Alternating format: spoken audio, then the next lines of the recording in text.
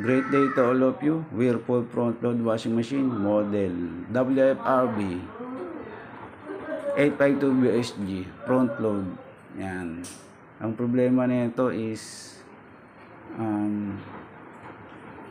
not spinning well. Yan.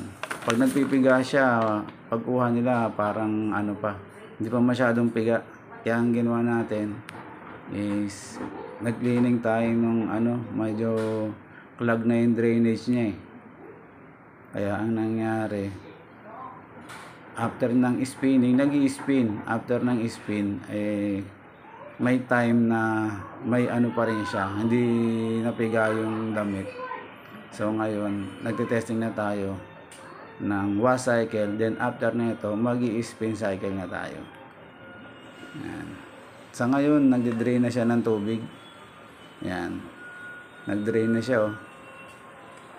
Nagtapon na ng tubig, te. Malapit na, 9 na siya. Oh, malapit na. 9 minutes na lang, mag-i-spin na siya, eh. Konting na lang. Konting tiis na lang. Konting push. Sana. Yan. After niya mag-drain, nagtatambol na yung damit niya. Unti-unti niya siyang nagtatumbling. Tapos, kapag na-sense niya na pantay na yung level ng damit, after niyan, na siya, magpa-final spin.